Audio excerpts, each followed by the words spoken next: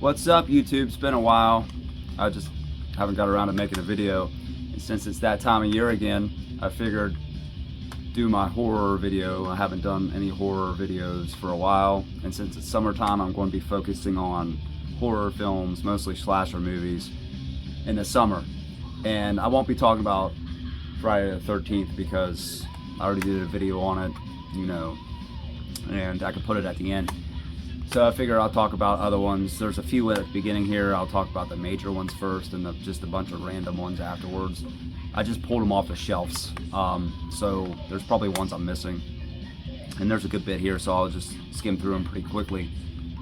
Most of them, I'm trying to avoid the summer camps, because I'm avoiding these summer camp movies because there's just so many rip-offs. There's a few in here I threw in. I didn't realize I didn't have that many, and there's a lot of them that's on the borderline. Like it could be spring break, which is close enough, or around the beginning of summer, late spring. So I threw those in there. So let's get it started with the most popular ones on the list first. There's a few I want to talk about. Starting it off with the non-Friday the 13th movie, summer camp movies, Sleepaway Camp. And I met Felissa Rose, she's awesome. I don't have Sleepaway Camp on VHS. It was never released on Laserdisc, the first two. And it says, "To Cody, let's go swimming," because it's one of the few lines she says in a movie.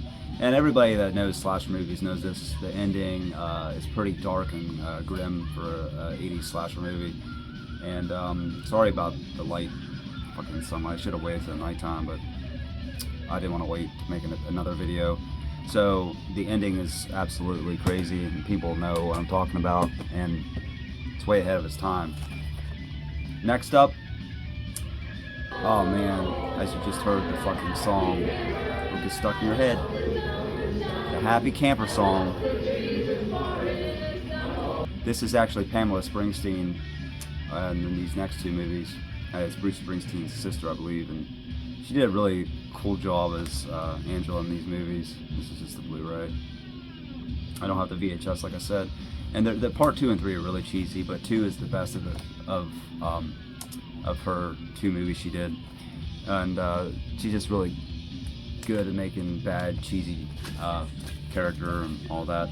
And here's Sleepaway Camp 3, much of the same as part 2. These two are definitely not as good. Or I like them because they're cheesy good, but they're not as well made as the first movie. They're very straightforward, but there's a lot of one-liners and funny scenes, and deaths were cool, like the lawnmower death and all that stuff. So a lot more deaths in these movies, so cheesy factor and everything else. And playing in the background, I turned it down. Mike Vasquera's first band, Obsession, before he would join Loudness. This is Methods of the Madness, and one movie had Methods of the Madness playing, and another movie had Desperate to Survive, both off this album. So I'm playing it in the background just to get, I figure why not, because it fits the movies and what I'm talking about. And the next one up is even the bigger classic than Sleepaway Camp, Texas Chainsaw Massacre. And I'm not sure if it's really a summertime movie, but it's hot, they're wearing shorts, and it looks bright outside, so it's pretty much, I think, during the summertime. And nothing more needs to be said about this movie. It's a classic for a reason. Really the slasher film that started everything, not technically, but kicked it off. That and Black Christmas was from '74. They were the two main slasher movies that started the movement, but Halloween was the one that really kicked it off, but these two were the first ones. Leatherface and the dinner scene with put the person up on the hook, chainsaw the annoying ass guy in a wheelchair. So it's a classic. It's my favorite. I'm not a big TCM guy, but I love the original.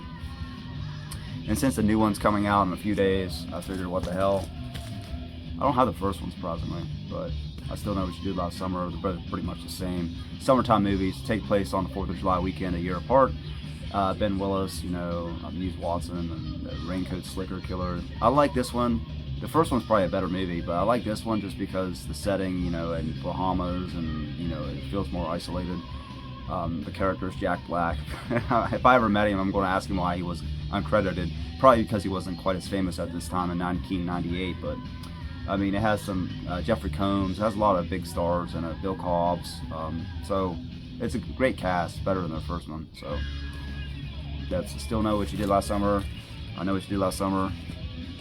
The remake or reimagining is coming out this weekend. So I don't have that many VHS because I can never find horror VHS, and I'm not paying an arm and a leg for them. So I have maybe like 60 VHS. So I have almost all the Friday the 13th movies on VHS. I have them on DVD and Laserdisc too. But besides, I'm not talking about Friday the 13th. So here's a rip-off Friday the 13th movie, both of them. The first Bloody Murder was terrible, and even had the chainsaw and Trevor Morehouse hockey mask. More like this is more like the mask from Alone in the Dark. It's a good movie. Check it out. Martin Landau and Jack Palance. And this is a lot better sequel. It has Tiffany Sheepas. She always does the one in Pittsburgh. I might get her to sign it next time. I just ran out of time. And it's just basically a summer camp slasher movie, and it's better than the first one. It's definitely a rip-off of the 80s movies, but thought I'd show a VHS. And here's another summer camp movie that a lot of people probably forget about. Cheerleader Camp. Leif Garrett is the star. Leif Garrett. It's pretty much I haven't watched it in years. It's pretty much a standard, you know, slasher set at summer camp film. Yeah, where the killer, you know, just stalks cheerleaders and people at the camps. So I know who else is in this? Betsy Russell, Private School. I think that's Johnny Depp. Yeah, Leif Garrett, Bleeding Bonanza, B-movie of goodness. There was a Playboy centerfold, Rebecca Ferrati. Yeah, typical 80s. So it's not bad. I haven't watched it in a long time. This one's not really a summer. It's like it's like springtime, but I put it in here anyway because it's the end of the school year. Graduation day, Troma, where they killed off members of the track team. It's really cheesy. Like the guy that does the pole vault and lands on spikes. But I like it. The drill scene is pretty good. So it's cheesy. So more of like a April film. And here's a newer one, which I had high hopes for. It did its job, but in the killing department, it was missing a lot. This is The Final Girls. It's from like 2013 or something, 2015, where they go back at the 80s, and it's like a Jason serial killer set at a summer camp, and the girl gets somehow they get transported back in the 80s, and she has to save her mother from being killed in the movie and stuff. It's more of a comedy. There's not much gore. The deaths they don't show much. They cut away from a lot of it, if I remember correctly. There's another one I have to get back and watch. I mean, it's more of a comedy movie. Like I said, it's only PG-13, but I liked the premise, you know, getting stuck in the 80s and going back in the past. It's sort of like Back to the Future, meeting their mother, but in a slasher camp, summer camp slasher movie sense. Next up, here's one no one fucking remembers, and it's terrible shit. Survival Island, much like I Still Know What You Did Last Summer. It takes place on a tropical resort. Jamie Presley's hot as shit still in this movie. It's like this, they smashed this pinata and this curse is unleashed, and it's so bad. It's like CGI. You can see the monster there, and it's just really bad. It's actually, apparently it's in May, so it's another late spring movie, but it's summer-like because it's set on a beach. It says fraternity and sorority kids show up at an island, the annual Cinco de Mayo treasure hunt. So May, close enough, almost summer.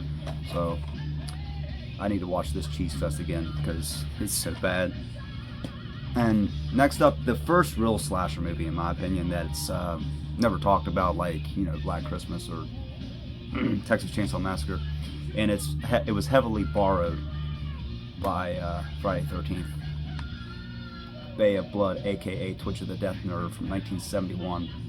And I think it's set at a summer camp, I believe. It's been a long time since I watched it, but it's pretty brutal. You get the slashing scene of the throat, the impalement scene, which they stole, Friday the 13th Part 2 stole, where they're having sex and he jams the spear in their back and goes through both of them. That was actually done in this first. So Mario Bava, he's another great Italian director that was so good at gore and blood and everything, and the Italians really didn't hold back with the giallos and slasher movies. So that's one to check out if you don't know it. It's 1971. Yeah, it says murder on an isolated mansion, gruesome battle ensues, the rights to the property and around the bay. Oh, I guess it's not really at a camp, but it's very summer-like feel to it. So I think it's pretty set in the summertime. So it's a Bay of Blood. Next up, this is definitely another camp movie, but it's not really a summer camp. It's a wilderness movie. The next two. This one, I like this movie. It's not really a lot of blood and guts in it, but it's good. The Final Terror. Had a good cast. Daryl Hannah before she became famous, a couple years before Splash. The guy from Bachelor Party and T.J. Hooker. Adrian Zemed's also in this. Joe Pantoliano played the crazy guy, sort of like Crazy Ralph. I think it was filmed like 1980 or something, but it didn't come out until like 1983 due to the success of the slasher movies. And it's more of like it is a slasher movie, I guess. There's not too many killings. The opening scene's pretty cool, the killing at the opening scene, and it's like this woman. It's like a beastly, like backwoods lady with like a knife.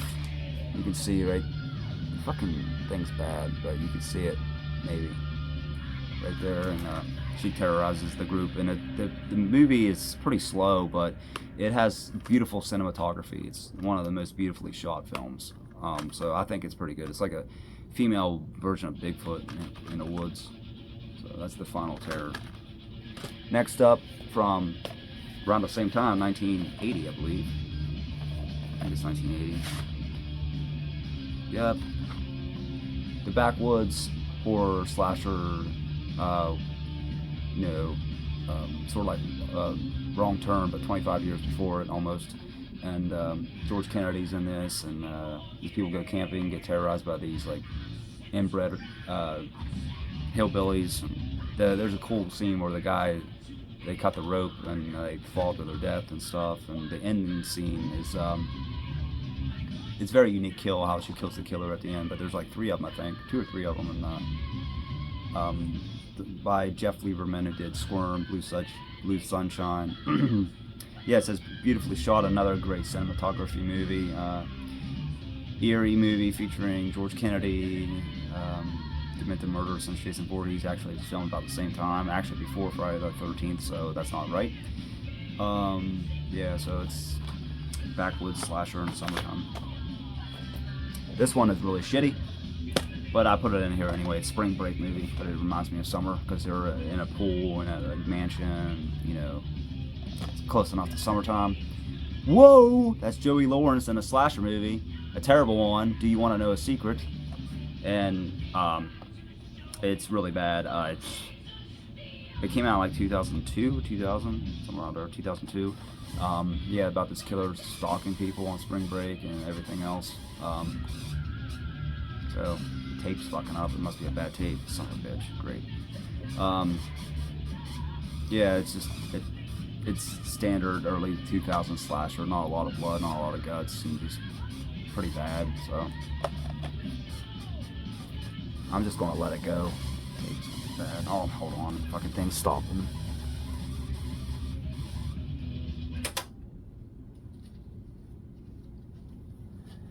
Yeah, it would be a bad tape, of course.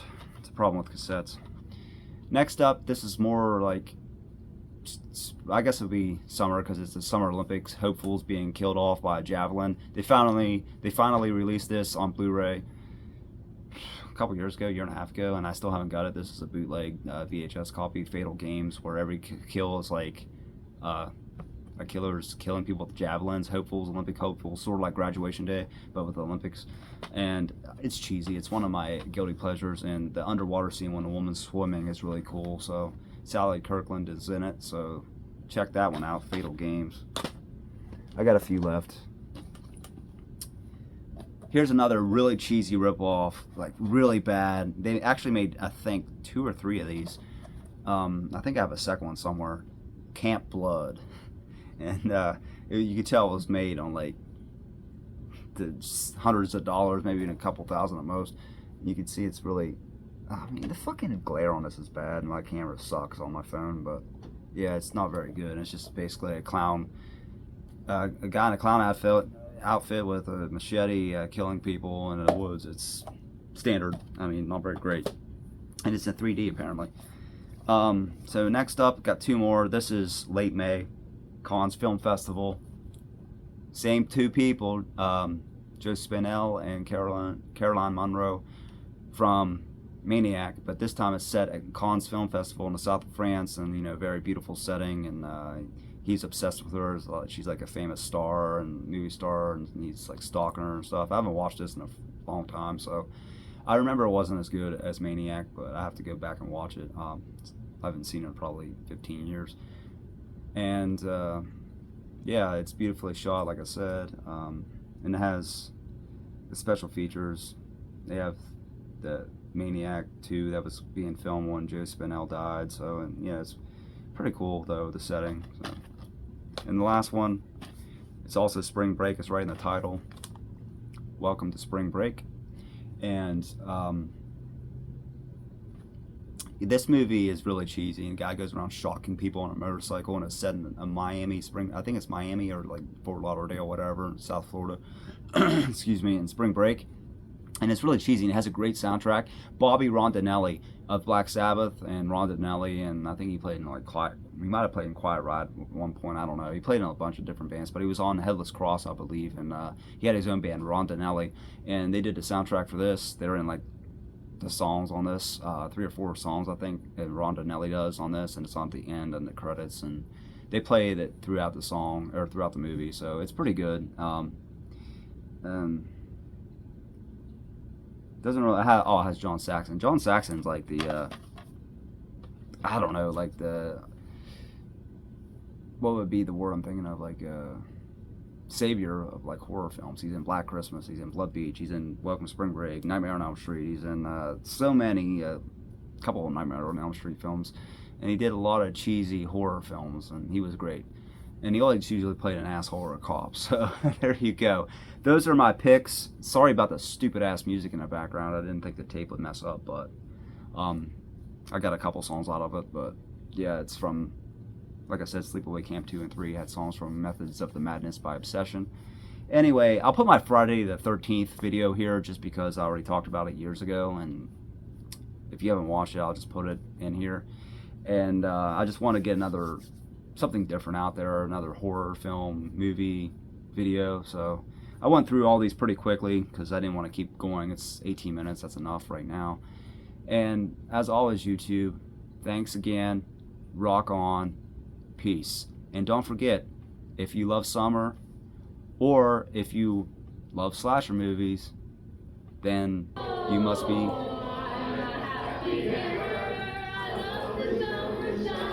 that fucking song. Peace.